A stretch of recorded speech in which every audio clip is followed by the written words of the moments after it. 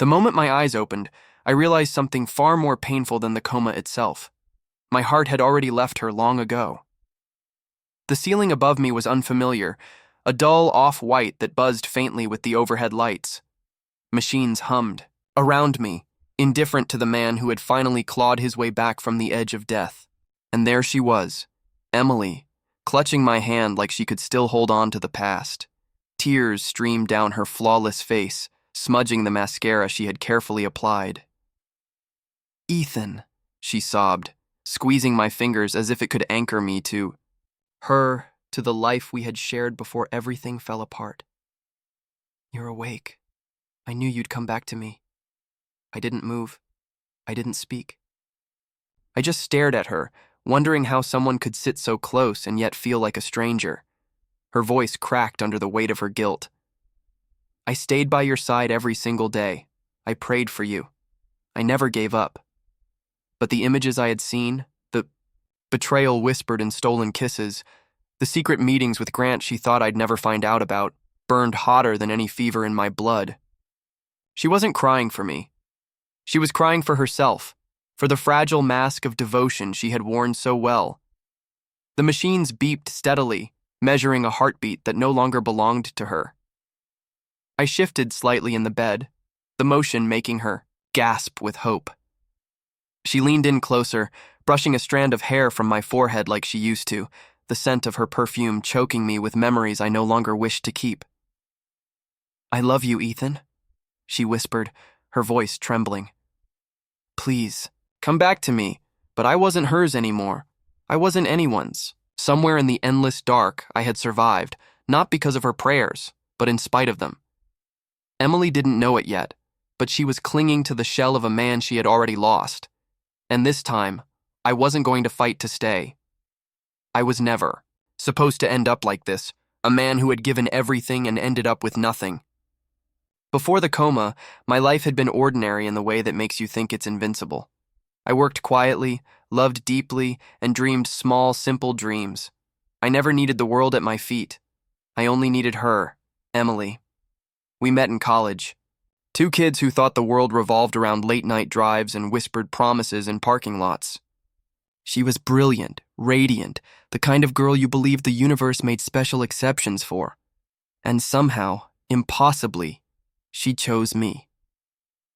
Ethan Hayes, the scholarship student who never had the right car or the right clothes, but loved her with the kind of loyalty that could have built an empire. We moved in together after graduation, sharing a cramped apartment that leaked when it rained and smelled like burnt coffee. But it was ours.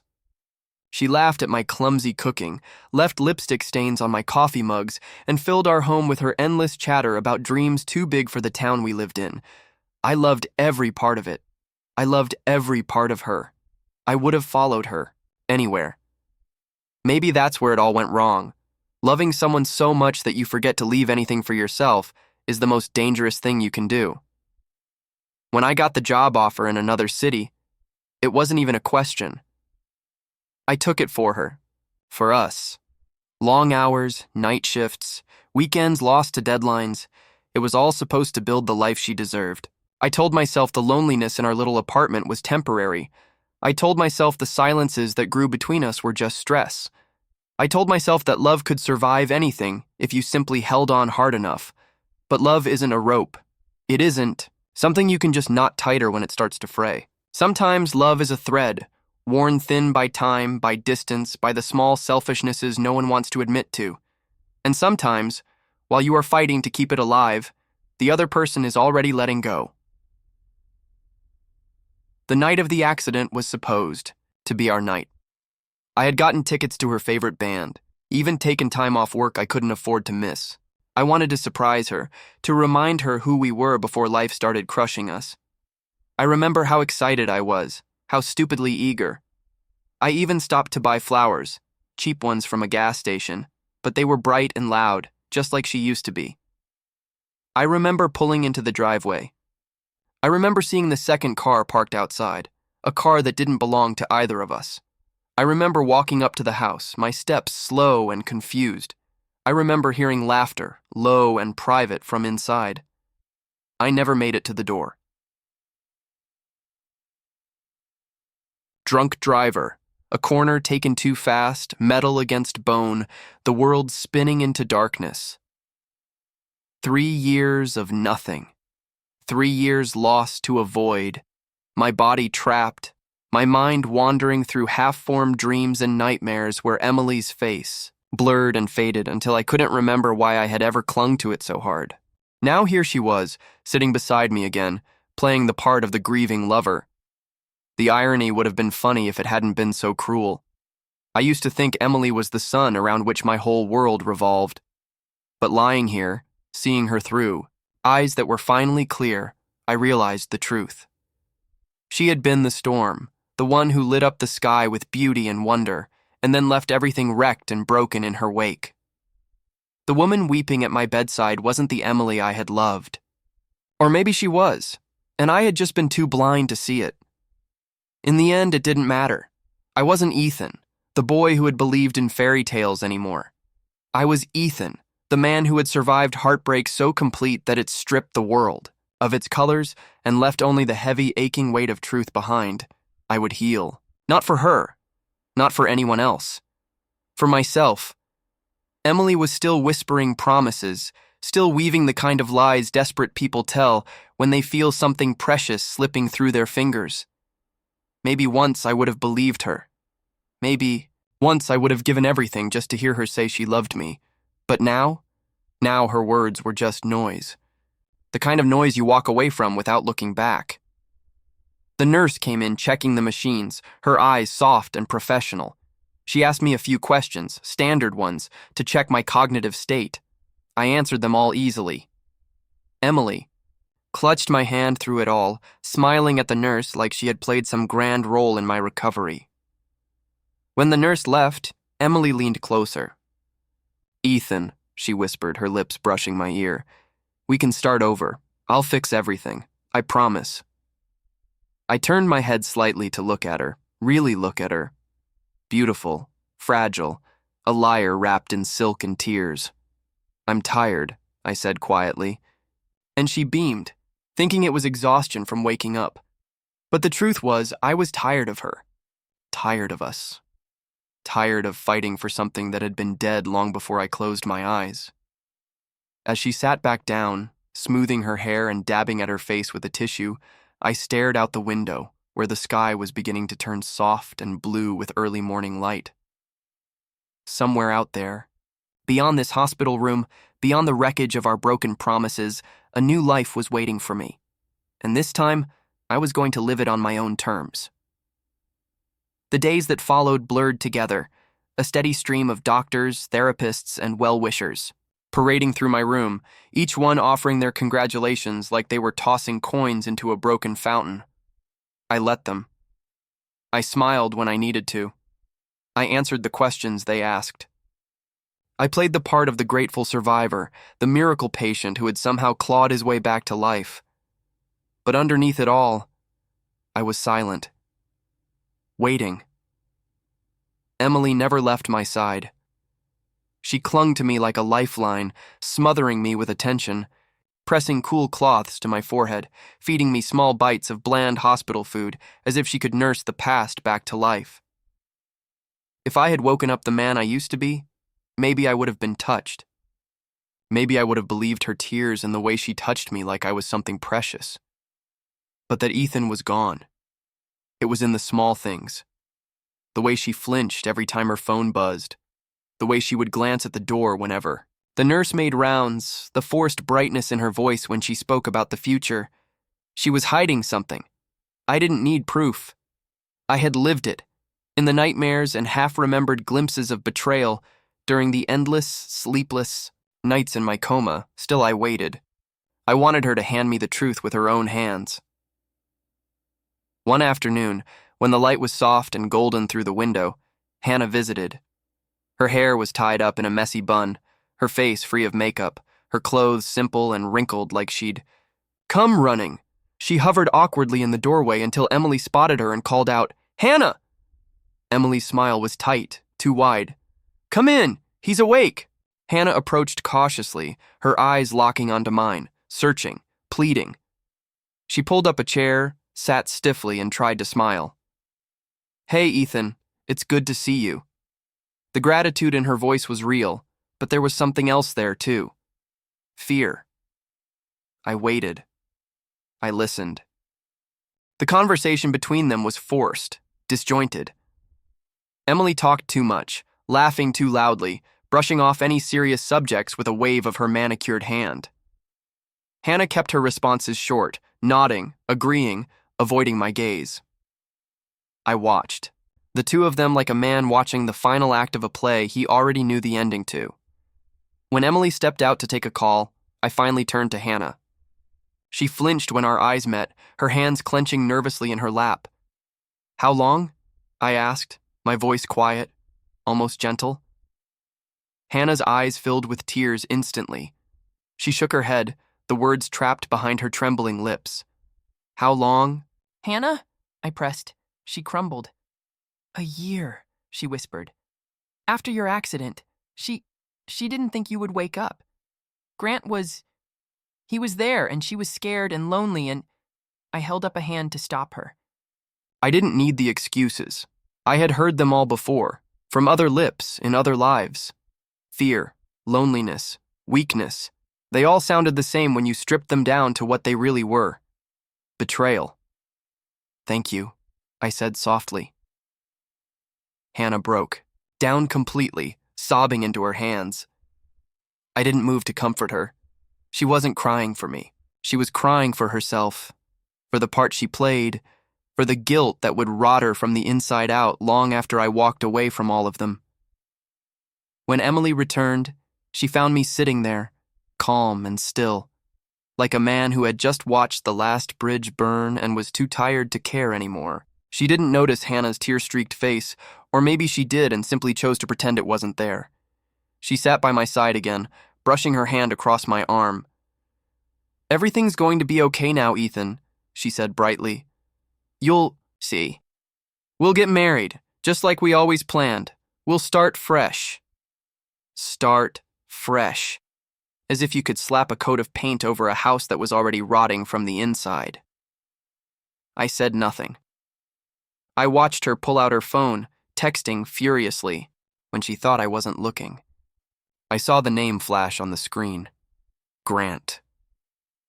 I closed my eyes, not because I was tired, but because I didn't want to see her anymore. Later that night, when the hospital was quiet and Emily had finally gone home, I lay awake staring at the ceiling. I could feel the weight of the betrayal pressing down on my chest, heavier than any machine or injury. I thought about the years I had given her, the dreams, the loyalty, the love, all wasted on someone who had been looking for an exit the moment life got hard. Somewhere down the hall, a patient's heart monitor beeped steadily in the night. It sounded like a clock ticking down the final moments of a life that didn't belong to me anymore. The boy who had loved Emily with every beat of his heart was gone. The man who remained had nothing left to give her, and in the silence of that sterile, lonely room, I made my choice. I would leave. Not just this hospital. Not just the house we once shared. I would leave her behind the way she had once left me, even if she had been too cowardly to walk away with honesty. I would rebuild from the ashes, and this time, I would not build my life around anyone else's hands but my own. Emily just didn't know it yet. The days dragged on, heavy and suffocating, each moment stretching longer than the last. Even though my body was healing, my heart felt like it had been carved hollow, nothing left but aching space. I stared out the window for hours, watching the world move forward without me. Nurses came and went. Doctors gave cautious smiles. Emily showed up every day, a constant presence, a reminder of everything I had lost but hadn't buried yet. I couldn't pretend anymore, not even to myself. The love I once had for her wasn't asleep. It wasn't wounded. It was dead. Buried in the same shallow grave where my old life lay, crushed under the weight of every lie she had ever whispered against my skin. Sometimes she would talk about the future, her voice painting bright, glittering pictures of the life we would build. A new apartment, a small ceremony. Friends and family gathered around as if nothing had broken, as if love was a bone you could just set back into place if you ignored the sound of it snapping, and I listened. I nodded. I even smiled when it was expected, but inside, I was drowning. At night, when the hospital halls grew quiet and the world outside the window softened under the weight of sleep, that's when the real war began. The memories crept back with cruel precision. I remembered the way Emily used to lean into me when she laughed, her whole body trusting mine to catch her. I remembered the way her voice would go soft when she said my name. I remembered promises made under street lamps, promises that clearly meant nothing, and I remembered the way she looked at Grant when she thought no one was watching. There were nights when I almost let myself believe the story she was trying so desperately to sell, that she had never truly given up on me, that her mistakes were accidents, just moments of weakness. But then I would remember Hannah's trembling voice, the way she couldn't meet my eyes. I would remember the texts she thought I didn't see. I would remember the heavy, nauseating feeling in my chest every time she touched me now, like a sickness I couldn't purge. Some betrayals you survive. Some betrayals you grow around like a tree, split by lightning. But some betrayals are fatal.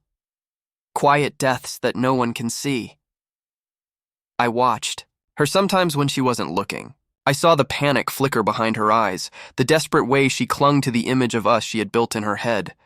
She wasn't fighting for me. She was fighting for herself. For the life she thought she deserved. For the illusion that she hadn't. Destroyed the one person who would have loved her until his last breath. And I let her. I let her keep weaving her fantasy because it was easier than confronting the truth. Easier than watching her shatter all over again. Every touch felt wrong. Every whispered "I love you" felt like another blade slipping between my ribs. I couldn't eat when she fed me. I couldn't sleep when she was sitting by my bed, humming songs from a life that didn't exist anymore. The nurses noticed. I saw the way they exchanged glances when they thought I wasn't looking. They saw the way my body stiffened when Emily touched me. They saw the way I turned my face away when she leaned in too close. They probably thought it was trauma, fear, from waking up into a world that had moved on without me. But it wasn't fear. It was grief. A different kind of grief. The kind where you mourn the living. The kind where you realize that the person sitting across from you, the one you would have bled for, had been lost long before you ever opened your eyes. One night, when the world outside turned dark and the rain whispered against the windows, Emily fell asleep in the chair next to me. Her head rested awkwardly against the wall, her hair falling into her face, her mouth parted slightly as she breathed. I watched her, not with love, not with anger, just with a hollow, empty ache. I should have felt something. I should have wanted to reach out, to brush the hair from her face, to pull her hand into mine and forgive everything. I should have wanted to go back to the boy who believed love could fix anything if you just held on tight enough. But I didn't. I stared at her like a stranger, like someone remembering a dream they had once, years ago, one that faded as soon as they woke up. She stirred in her sleep, mumbling my name, reaching blindly for me with her hand. I turned my face toward the window, shutting my eyes against the sound. I didn't belong here anymore. Not in this bed, not in this story, not with her. Outside, the rain fell harder, drumming against the glass like the beating of a heart that no longer had anything left to give. The final piece of the puzzle slid into place inside me that night. Quiet, unstoppable. I wasn't angry anymore. I wasn't heartbroken. I wasn't even sad. I was free. And when I walked away, it wouldn't be out of hatred or revenge. It would be because I finally understood that some endings aren't tragedies. They're mercy. The hospital released me a week later. Emily insisted on driving me home, her hands gripping the steering wheel so tightly her knuckles turned white. She kept stealing glances at me, her voice bright and forced as she pointed out the changes in the city, the new coffee shops, the construction projects we used to laugh about. I listened in silence, my hands folded neatly in my lap, my gaze fixed on the endless gray skyline outside the window. Home wasn't what I remembered. The apartment smelled different, stale somehow, like perfume and memories that didn't belong to me anymore. My favorite jacket, the one Emily used to steal and bury herself in on cold mornings, was gone from the back of the door. The framed photo of us that used to sit on the entryway table had been replaced with a vase of flowers, cheap, artificial ones that would never wilt, never die, never ask for anything. She helped me inside, fussing, adjusting the pillows on my couch, straightening the magazines on the coffee table like the perfect hostess.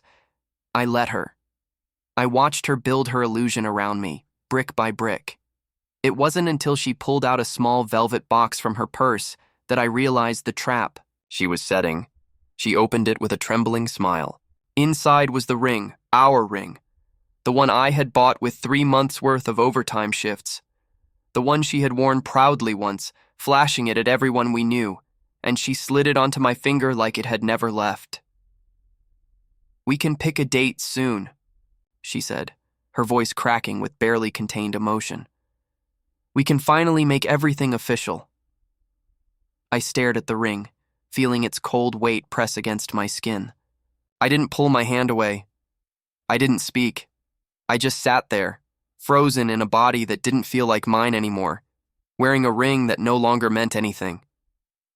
That night, after Emily fell asleep curled up against me like a cat marking its territory, I lay awake, staring at the ceiling, my mind racing.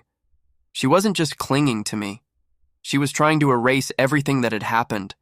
She wanted to rewind the clock, pretend that the lies and the betrayal had never existed, as if putting a ring on my finger could undo the nights she had spent tangled up with Grant, whispering promises she once made to me. I needed to leave. I needed to cut the cord cleanly before she could tangle me so deeply in her lies again that I forgot who I was. But just as I was making the plan in my head, just as I was steeling myself for the confrontation that would finally break us for good, fate beat me to it. It was the next morning when the knock came at the door. Emily, still in her pajamas, frowned as she shuffled toward it. I stayed where I was, perched stiffly on the edge of the couch, a bad feeling already curling tight in my gut. When she opened the door, her whole body went rigid. Standing on the threshold was Grant. He looked terrible. His hair was a mess, his eyes bloodshot, his clothes wrinkled like he had slept in them. He didn't even glance at me. His entire focus was on Emily. "We need to talk," he said hoarsely. "Not here," Emily hissed, trying to shove the door closed, but Grant braced his hand against the frame. "You told me you were going to leave with me," he said, his voice breaking. "You said you loved me." My heart didn't break. It didn't even flinch. It just hardened. Emily's face drained of color. She glanced over her shoulder, realizing I had heard every word. Panic flooded her features. "Ethan, it's not what you think," but it was. It was exactly what I thought. Grant pushed forward another step, desperate, pathetic. "You can't just pretend it didn't happen. I gave up everything for you, Emily." I watched her unravel in real time, her mouth opening and closing like a fish gasping for air. She couldn't find the right lie fast enough to save herself. Not this time. For a long, excruciating moment, no one moved. Then I stood up slowly, the ring she had slipped onto my finger catching the light as I pulled it off and set it carefully on the coffee table. "You two deserve each other," I said, my voice flat and hollow. Emily surged forward, reaching for me, but I stepped back out of her reach. Grant called after her, pleading, but she ignored him, her entire world narrowing to the space between us.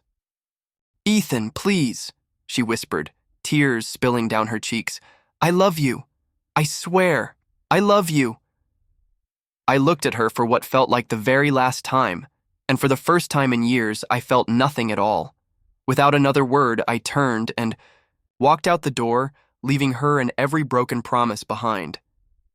The door clicked shut behind me, but the echoes of her voice clung to the hallway walls like smoke. I didn't turn back. I didn't hesitate. The weight that had been sitting on my chest since the moment I woke up lifted with every step I took away from that place. Away from her. Away from the broken pieces she was still desperately trying to piece together with shaking hands and empty apologies. It was over. It had been over long before she ever opened that door to Grant. I stepped into the cold morning air, feeling it slice against my skin, sharp and real.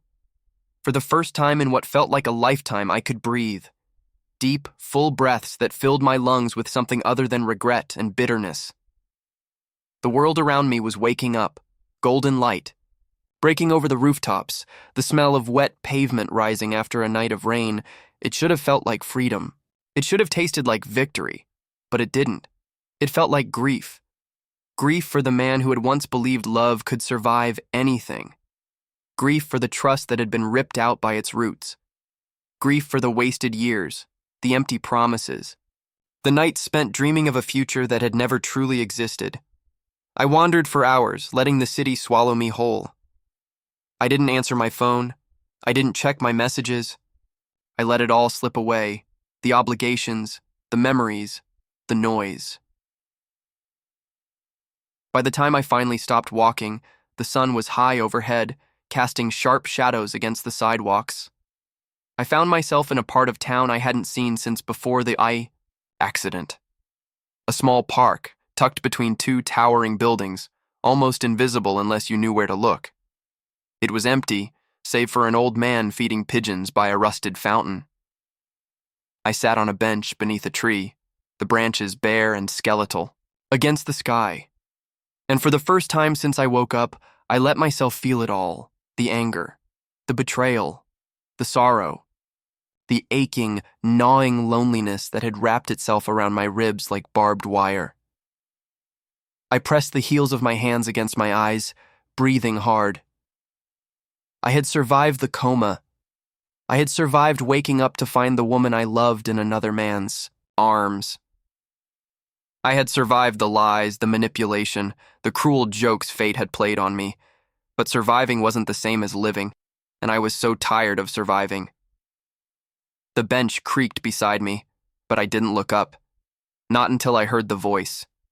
"I figured I might find you here," Hannah said, her voice soft, almost afraid to disturb the fragile shell around me.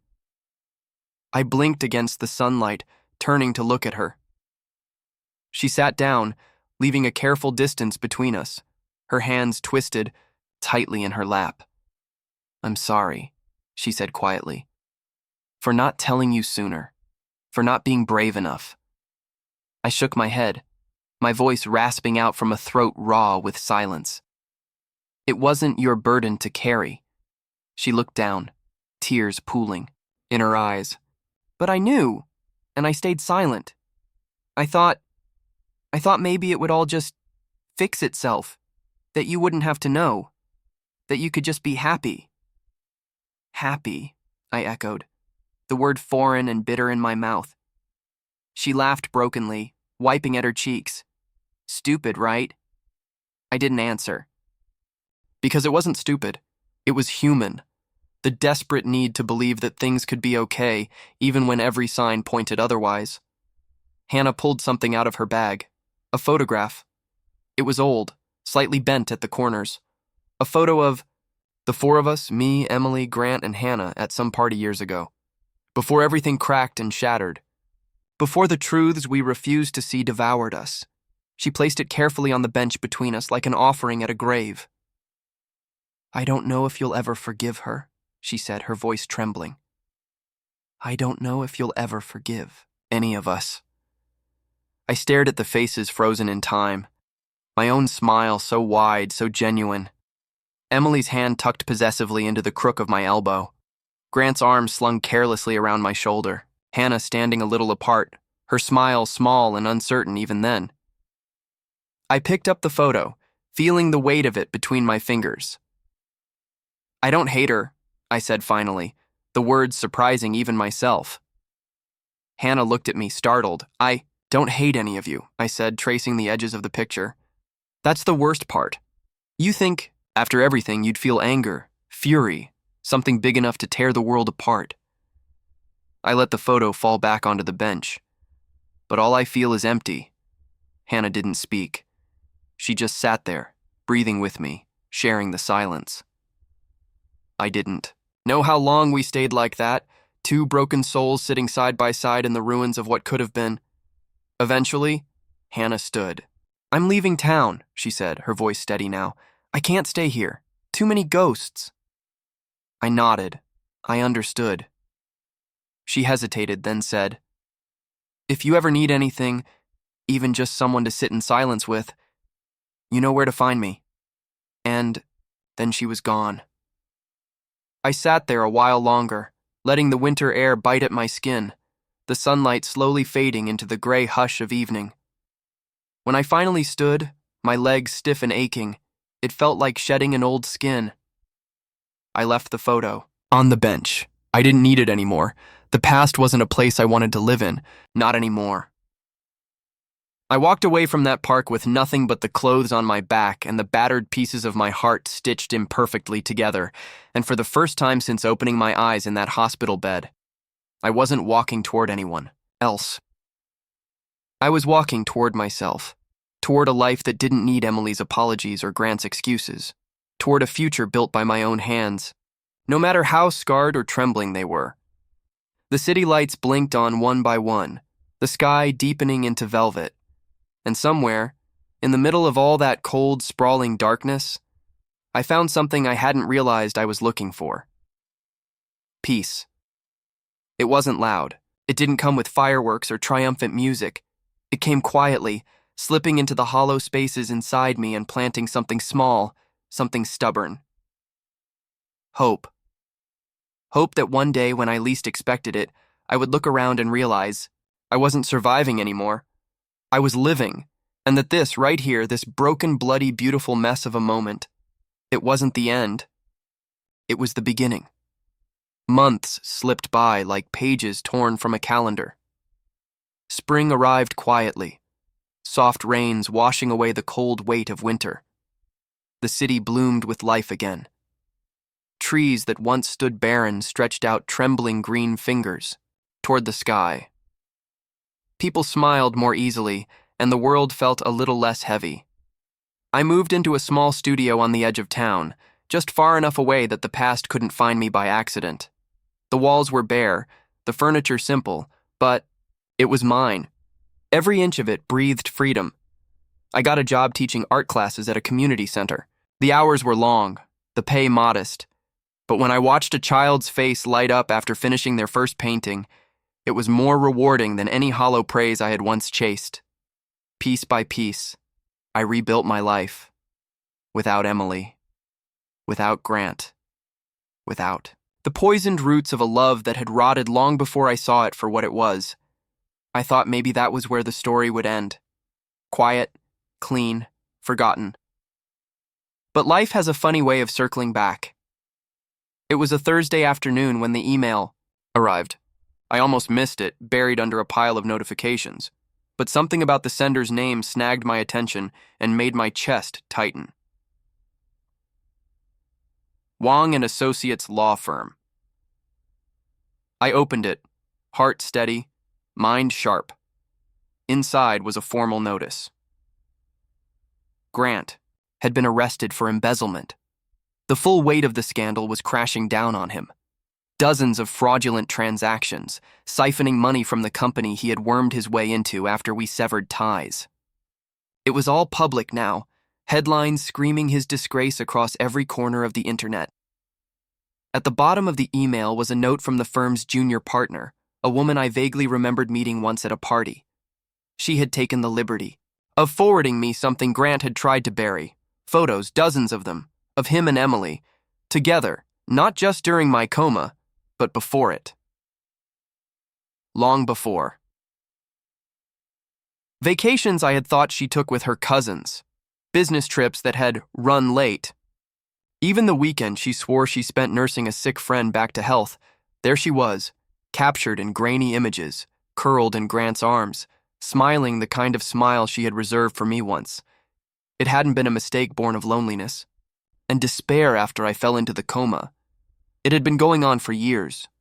I sat back in my chair, the document spread out before me like a crime scene, and I realized something astonishing. I didn't feel anger.